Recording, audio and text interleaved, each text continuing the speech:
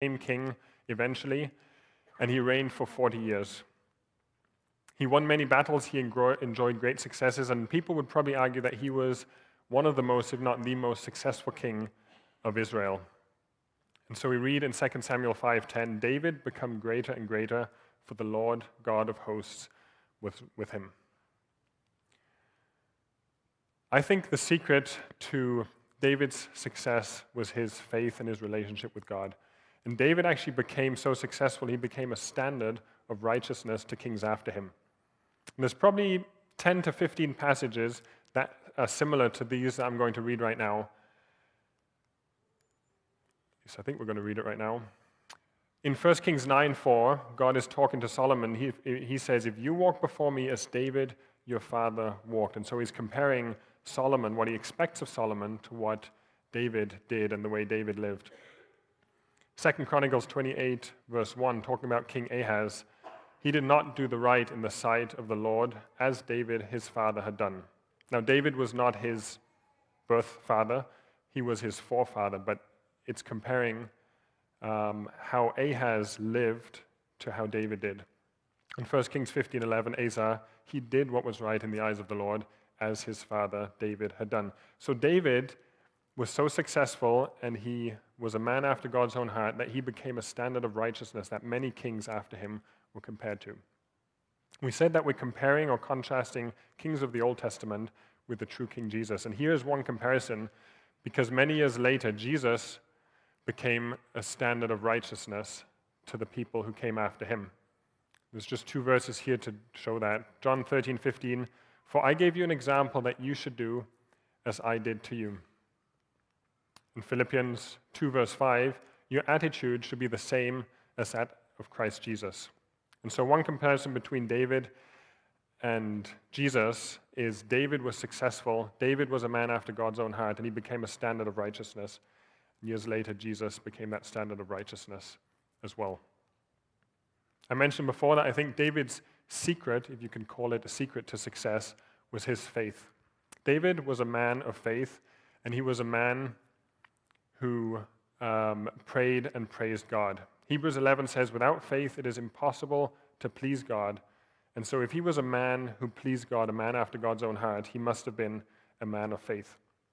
We can see that in different areas in his life. We're not going to look at each of the passages now, but in many passages when David went out to battle before he would go out, it says David inquired of the Lord. David prayed to God and asked him, should I go out? Should I fight these people? And God would say, yes, go ahead. Or God would say, no, don't go, or go around the back this time, or do it a little different, don't take as many men. So David, before he went out into battle, he would pray and he would ask God for direction. And the second part of David's faith was his praise. David wrote over 70 of the Psalms in the Old Testament, and these are songs of praise and prayer to God. And if you read the words of the Psalms that David wrote, they express his feelings, they express his fears, his anxieties, the troubles that he had, but they also express his appreciation, his adoration, and his faith in God. Because even when he was in difficult situations, David turned to God. His faith was strong, and he knew that the battle belonged to the Lord and that the Lord would fight for him. We see a similar attitude again in Jesus. John 5:19 says, Jesus gave them this answer, very truly I tell you, the Son can do nothing by himself. He can do only what he sees the Father doing, because whatever the Father does, the Son also does. So Jesus, just like David, was a man of prayer. And again, there's verses that we could go to that show that Jesus, before he did important ministries in his life, he would go and he would ask God for direction, he would ask God for strength, he would ask God for peace. Now, we can't talk about King David and the success of King David without at least mentioning his failures, because David was not perfect, and that's a difference to Jesus. David had failures, he had shortcomings, and he sinned. And probably the most known situation is his adultery with Bathsheba. He committed adultery with someone else's wife. He sent that man to the front of the battle, knowing full well, actually hoping that he would be killed to cover up the adultery. Not one of David's greatest moments, but even in his failure, his heart was in the right place. Well, not in his failure, but after his failure. When he was confronted by Nathan, the prophet, he didn't use the fact that he was the king to hide this, to cover it up. He listened to Nathan, he confessed, and he repented. He got it wrong, but his heart was in the right place, and he repented and turned back to God.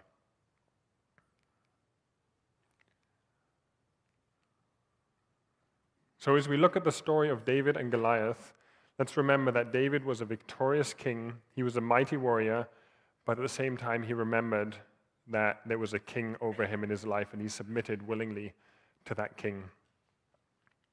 So I asked how many of you had heard the story of David and Goliath. Most of you have. Most people know the story of David and Goliath, and I'm just going to give a quick overview so we're all on the same page. The story, as it's written in 1 Samuel 17, is about the army of the Philistines who have come to invade Israel. And so you've got them on the one side of the valley, and then the armies of Israel, the armies of God on the other side of the valley. And they're supposed to be fighting, but for 40 days and 40 nights, no fighting happens. And the reason for that is this giant, this secret weapon that the Philistines have called Goliath. And for 40 days, every morning and every evening, Goliath comes out and he challenges the armies of Israel, and he says, send someone out to fight me, and the two of us will fight, and whoever wins, their army will be the victors, and whoever loses, their armies will surrender. Well, the Israelites, they didn't fancy that. None of them felt that they could handle this giant, and so for 40 days and 40 nights, no fighting happens. Then young David is sent by his father to the army, to the battle, to check up on his brothers, and he hears the giant mocking his God. And that doesn't sit well with David, and so he decides he's going to fight the giant. At first, Saul and the people try to stop him and convince him not to do it because he's still a youth. Then they try and put Saul's armor onto him, so at least he's got the weapons and the same weapons as the giant. But that doesn't work for David, and so he takes his shepherd's staff, he takes his slingshot, he takes 5 smooth stones, and he goes out to meet the giant. I'd like to read a couple of verses of what David says to the giant. The giant mocks him and says, you come to me, you guys, you're sending me a little youth and trying to fight me. And David says, you come to me with a sword, a spear, and a javelin, but I come to you in the name of the Lord of hosts, the God of the armies of Israel, whom you have taunted. This day the Lord will deliver you up into my hands, and I will strike you down and remove your head from you. And I will give you the dead bodies of the army of the Philistines this day to the birds of the sky and the wild beasts of the earth. And this is the important part, that all the earth may know that there is a God in Israel, and that all this assembly may know that the Lord does not deliver by sword or by spear, for the battle belongs to the Lord, and he will give you into our hands. We'll go into a little more detail shortly, but basically the speeches are over. David takes his slingshot, he fires a stone at Goliath. Goliath falls over, dead. The end. At least the end of the story, the end of Goliath, not the end of our time together here this morning. Before we get into the details, and we're going to look at a few more details of that battle, before we get into the details, I'd like us to remember that David is a picture of Jesus. And I think all of us would agree that this story contains a lesson. You probably came here this morning because you were expecting some kind of a lesson, and maybe you knew that this was the story. And so there is a lesson in here for us. Romans 15:4 says, whatever was written in earlier times was written for our instruction, so that through perseverance and the encouragement of the scriptures, we might have hope. So I'd like to suggest this morning that this story happened when it happened, and it was written down for our encouragement and for our hope. We like these kind of stories. We love stories in general. We love heroes. My son was just at a birthday party yesterday. It was a superhero birthday party. We love stories about heroes, especially when the hero beats the big bad guy, as it happens in this case. And so this story has become a favorite. It's told in classrooms. It's told in churches. It's told in the business world. It's even made it into popular TV. David versus Goliath. And the message is often that even if you're young, even if you're weak, even if you are a David, you can overcome the giants in your life. You can overcome the obstacles. All you need to do is believe and be brave. I'm going to disappoint you this morning because I'm going to suggest that we are not the hero of this story. And I only heard this probably 2 or 3 years ago when I heard someone speak on this, because most of my life I grew up imagining I am David, I am the hero. Although I'm pretty tall, I was this little guy and I can overcome obstacles in my life. But this morning, we are not the hero of this story. The title of the message is Jesus, the Victorious King. And so there's no prize for guessing who David is in the story. 1 Corinthians 15:57 says, "Thanks be to God who gives us the victory through Jesus Christ our Lord." And so the story of David and Goliath and David overcoming the giant is a picture for us of Jesus overcoming the giant of sin and of death. And so David winning against the giant is a picture for us of Jesus winning against sin and death. So with that, let's have a look at some details in the story. Saul and all focused on the giant. So the story starts out with the two battles facing each other for 40 days and 40 nights. No fighting happened. And the reason for that is that Saul and all, as it says, that Saul and all of Israel responded in fear. When they saw the giant and when they heard the giant, their response was fear. 1 Samuel 17:11 and 24. On hearing the words of the Philistine, Saul and all the Israelites were dismayed and greatly afraid. When all the men of Israel saw Goliath, they fled from him in great fear. Now, our tendency is to want to judge and criticize Saul and his guys for responding in fear, because fear is not the way that you defeat giants, and we all know that. But before we judge them and before we criticize them too much, let's remember that we too face giants in our lives, and we too have battles that overwhelm us and that seem too big for us. And I actually prepared a list of different things that could be giants and could be battles in our lives, but I don't even need to mention the list, because even as I'm mentioning it, something has popped into mind, and you're thinking of a situation, a person, an event in your life, maybe multiple ones, that you would categorize as giants. They are big, they are real, and they are mean, and they are a real threat to your life, and you have responded in fear. You don't know what to do about it, so you just didn't do anything for 40 days and 40 nights, and nothing happened. Maybe you hid away. Maybe you tried to focus on something else. Maybe you were brave and rolled up your sleeves and actually tried to do something about it, but realized it's not working. I cannot overcome. So some of these things might be sickness or health issues that you're dealing with in your own life or in the life of a loved one. Maybe anxiety, depression, you're feeling overwhelmed, you're feeling inadequate. These are real things that are going on in lives. Relationship breakdown, struggles with your kids, whether they're young or whether they're grown up. Struggles with your parents, whether they're young or whether they're getting old. Struggles with your spouse, struggles with friends. Loneliness, debilitating sins, pornography, sexual sins, maybe secrets from your past that nobody knows about and you don't want anyone to know about. Struggles in the workplace, struggle with your business, unemployment, and the list could go on. We all face giants, we all face battles that are bigger than us, that we can't overcome. Saul and all focused on the giant and they were afraid, but before we judge them and criticize them too much, let's remember that that fear was understandable. The giant that they were facing was real. And just as this story has become so popular and is told in many different settings, we make David the hero, but we also somewhat tame Goliath.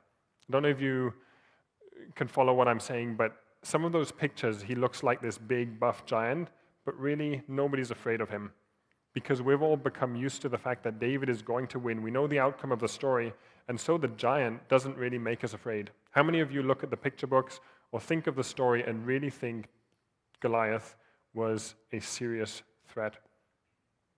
But if you put yourself in the shoes of the Israelites, this was their lives depending on it. They were out in the battle, they had this other army, and he was this giant, and he was bigger and stronger than anyone. He had 50 pounds of helmet on his head. I couldn't even pick up 50 pounds with two of my arms.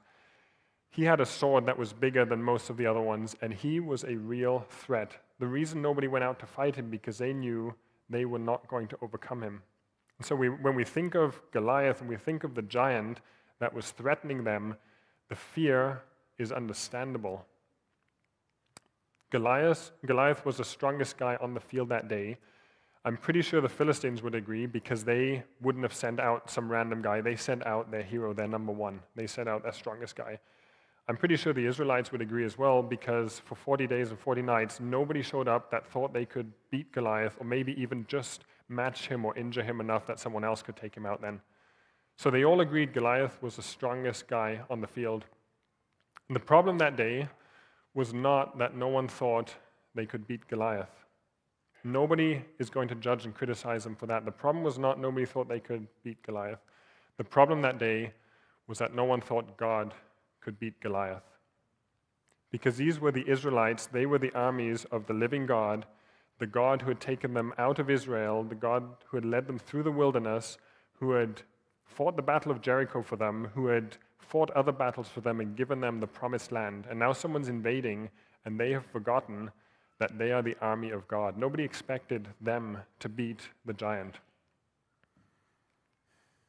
They had forgotten that the battle belongs to the Lord. And so they lived for 40 days and 40 nights in fear, and no fighting happened. Saul and all were afraid and dismayed. The problem was not that they were afraid. The problem was that they were afraid and dismayed, and they didn't do anything about it. Let's contrast that to David. David was afraid, and he prayed. Now, we don't have a specific verse in this story where it says David prayed and then he went out, but I'm convinced that David did not go out and fight the giant without communicating with God and without praying to God. That was the way he lived his life. Later on, we see it in Psalm 56, verse 3 and 4. When I'm afraid, this is David praying, when I am afraid, I put my trust in you. In God, whose word I praise, in God I trust and am not afraid. What can mere mortals, even if their name is Goliath, do to me? When David was afraid, he prayed. Saul and all were afraid, and they were dismayed. So what's our focus? I said Goliath was a real threat for the Israelites that day.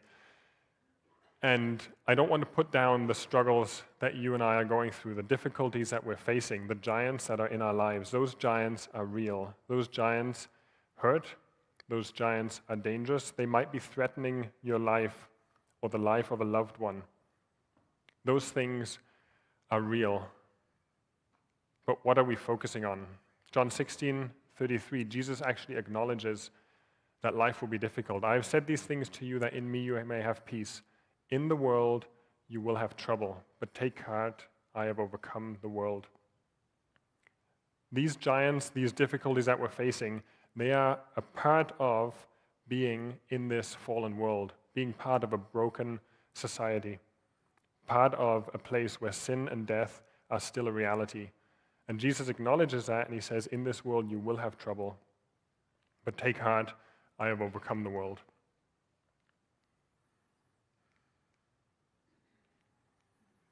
And so we'll shift our focus to David and see that David, in comparison to Saul and the Israelites, he focused on God. David saw the same giant that the Israelites saw, and they were afraid. What David saw was that this giant was mocking, was taunting, was making fun of his God. 1 Samuel 17 to 28. I've only got a few verses in there talking about David coming into this battle. Then Jesse said to David his son, "Take now for your brothers an ephah of this roasted grain and these 10 loaves, and run to the camp of your brothers. For Saul and they and all the men of Israel are in the valley of Elah fighting with the Philistines." Obviously, he wasn't informed because there was no fighting happening, but he thought they were fighting. So David arose early in the morning and left the flock with the keeper and took the supplies and went as Jesse had commanded him. And he came to the circle of the camp while the army was going out in the battle array, shouting the war cry. Then David spoke to the men who were standing by him, saying, Who is this uncircumcised Philistine that he should taunt the armies of the living God? That was David's focus, not the fear, not despair, not a helpless situation. He heard this guy taunting his God, and he said, who is this guy? What is he doing? Why is nobody doing anything about this? When Eliab, David's oldest brother, heard him speaking with the men, he burned with anger at him and asked, why have you come down here? And with whom did you leave those few sheep in the wilderness? I know how conceited you are and how wicked your heart is. You came down only to watch the battle. Now we'll see later that that is not actually true, but his brother gets upset because he thinks he's just coming here to watch the spectacle. But this was not about David's ego. This was not about adventure. This was not about David getting the glory. David heard the giant taunt the living God, and he wanted to do something about it, and he believed God wanted him to do something about it. And then the verses again that we read before, 2 Samuel 17, 45 to 47, David approaches the giant makes fun of him and says, why do you come to me with sticks? Am I a dog? And then David says, you come to me with a sword and a spear and a javelin, but I come to you in the name of the Lord of hosts. He is not coming in his own name. He's not saying, David is here, I've got this, you're going down. He says, I'm coming in the name of someone else, someone bigger and someone stronger. I'm coming in the name of the Lord of hosts, the God of the armies of Israel, whom you have taunted. This day the Lord will deliver you into my hands, and I will strike you down and remove your head from you, and I will give the dead bodies of the army of the Philistines this day to the birds of the sky, the wild beasts of the earth. He's actually using the same terminology that Goliath was using, because Goliath says, I'm going to give your body to the birds of the sky and the beasts of the earth. And here are the two reasons why David is doing this, and this is where David is focused on God, on God's glory. He says, number one, that all the earth may know that there is a God in Israel. David wanted God to be lifted up. He was praising God in front of his enemies and in front of his own people out there on the battlefield. And then secondly, that all this assembly may know that the Lord does not deliver by sword or by spear, for the battle is the Lord's, and he will give you into our hands. I think in a way, David was rebuking, or at least reminding his people that the battle belongs to the Lord. He said that all this assembly may know that the Lord does not deliver by sword or by spear. And so he had seen that these Israelites, this army of God, had become discouraged. They were afraid, and they had forgotten that the battle belongs to the Lord. They felt overwhelmed. They felt paralyzed by fear because they felt it was on them to do the job. It was on them to overcome the giant. What David is saying is that it wasn't the size of the giant that was the problem, it was the size of their faith. Thus David prevailed over the Philistines with a sling and a stone, and he struck the Philistine and killed him, but there was no sword in David's hand. This verse is there to emphasize what David had said beforehand, that everyone may know that the Lord does not deliver by sword or by spear. Now it says all he had was a sling and a stone, and yet he won. Something else must have been going on here. He didn't have a sword in his hand, so obviously God must have been at work here. And then when the Philistines saw that their champion was dead, they fled. And the men of Israel and Judah arose and shouted and pursued the Philistines. So what David managed to do here was to prove that God would come through, that God was in charge, the battle belongs to the Lord. And he sent the Philistines fleeing.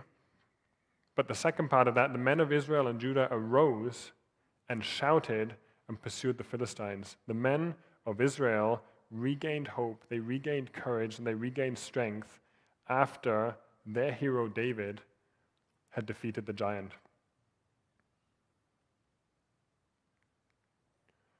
I'd like to shift our focus back on Jesus, the victorious King, because we said that David beating Goliath is a picture for us of Jesus beating death and sin.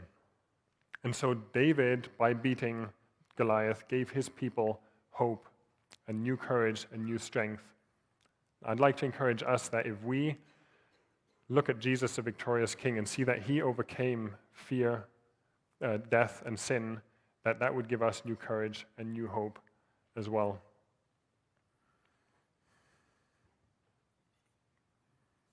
I mentioned this sword before, and I made it for my sons. And later that day, one of my sons came up to me and he said, he had a whole bunch of questions. And I love having these conversations with my kids because it just shows what's going on in their little minds. Kids are curious, kids are innocent, they've got interesting questions. And so he said, "Daddy, how do people fight when it's dark?" And I said, "Well, they probably wait until it's daytime again." And they said, "But some wars go for 1 or 2 years, so how do they fight when it's dark? And how do they eat? And how do they sleep when they're fighting so long?" And then he had another question, "Daddy, do they ever change sides in wars?" I think he's been watching too much soccer, and at halftime they switch sides. And so that was a question that was going on in his head. Do they switch sides? But then he asked me a question, and that's why I'm telling you this story, and I'm not making this up. He said, "Daddy, do you know why they make swords in the shape of crosses? It's so that people remember not to fight, but to be kind, because Jesus died on the cross for them." So WBC kids must be doing something right here, because when he sees even a sword in the shape of a cross, he remembers that Jesus died on the cross. He said, they make swords in the shape of crosses so that people will remember not to fight because Jesus died on the cross. And that is the message for this morning. The battle belongs to the Lord. We don't need to fight. We need to remember not to fight because Jesus fought the battle already.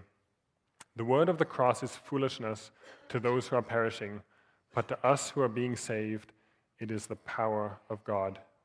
The cross is a victory symbol of Jesus, our victorious King. David beat Goliath without a sword in his hand, and Jesus beat sin and death without a sword in a hand. On the contrary, it was with the cross. We have seen and testify that the Father has sent the Son to be the Savior of the world. This would be a message all in itself. I don't know if you caught it, but David was sent by Jesse, his father, to the battlefield. He was rebuked by his brother, and he went on to save his people. Actually, Joseph in the Old Testament, the guy with the colorful coat, he was sent by his father to his brothers. He was rejected by his brothers. He was sold to slavery, and he went on to save his people. Jesus was sent by his father. He came to his own, but his own did not receive him. He was rejected by the people, and he went on to save his people. So as we think of David and Goliath, and David fighting the battle against Goliath, let's remember that as a picture that Jesus was sent by his Father. He died on the cross to win the battle and win the victory over sin and death. Roy Heston writes in Calvary Road, Jesus is always victorious. In heaven, they are praising him all the time for his victory. Whatever may be our experience of failure and barrenness, he is never defeated. If you struggle believing that this morning, could it be that you have been focusing too long on the giant? You have been looking at the giant, and you've been letting that paralyze you with fear. You've been listening to what the giant has been speaking to you, and you have forgotten that the battle belongs to the Lord. Jesus says, "In the world you will have trouble, but take heart, I have overcome the world." Jesus is the victorious King, and because of what he did on the cross, we can have new hope, we can have new courage, and we can have new strength. He is going to fight for us. We're going to worship in a moment, and I'd just like to tell you one more story that I experienced again with my son this past week as I was thinking about worship. And I struggle with worship sometimes because the atmosphere isn't right, because the song just doesn't resonate with me. And this story has helped me get a new perspective on worship. I was watching a documentary about mountain climbing with my kids, and it was about someone free soloing El Capitan, which is a 3,000-foot vertical rock face.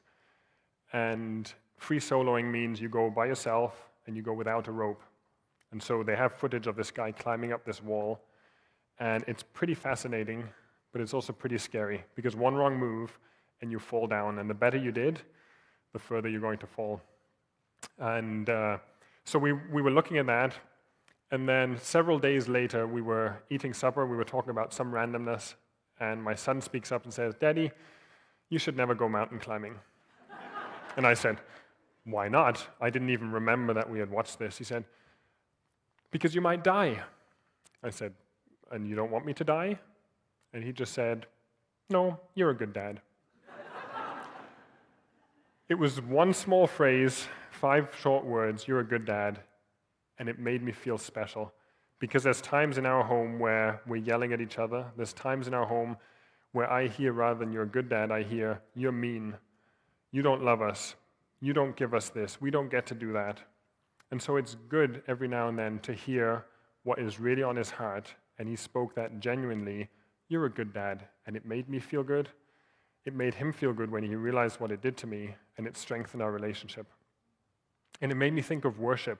When I'm singing a song, it's not about the tune, it's not about the atmosphere. It's about me speaking words honestly to God and making him feel, I don't know if feeling is the right word, but lifting him up and giving him the place that he deserves. And so we're going to sing a song called "Stronger." And as we sing it, we're simply expressing to Jesus that we love him. There is love that came for us, humbled to a sinner's cross. Jesus, you broke my shame and sinfulness. You rose again, victorious. You are stronger. You are stronger. Sin is broken. You have saved me. It is risen. It is written. Christ is risen. Jesus, you are Lord of all.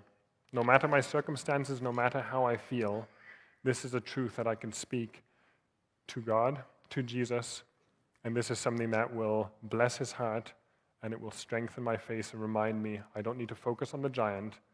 I can focus on my victorious King. Let's worship. There's 2 things I'd like you to take away from this. One is what we were just doing, worshiping.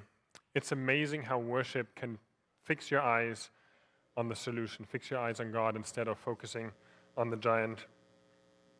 As I was preparing this week, I got a text from someone. Whenever I think of trust and being afraid, the song by Lauren Daigle comes to mind. You say I am loved. And that just fit in what I was preparing, and I knew God had a message. And then this morning, somebody got up and shared in the first service and shared exactly those words and said, I had this song on auto repeat yesterday evening. And it was just a confirmation again. And I'd like to encourage you to get a soundtrack that is speaking truth and speaking encouragement and speaking life into your life. Whether you're listening to it while you're driving, whether you're listening to it with your earphones, whether you're listening to it at home. Don't listen to the giant. Don't focus on the giant. Make sure that you're worshiping or that you're hearing songs of worship. Go to the Psalms, go to songs. There's plenty of things out there. And then the second thing is David, when he was afraid, he prayed. And so I'd like to encourage you now, if you have something that you'd like to be prayed for, I'd love to pray for you.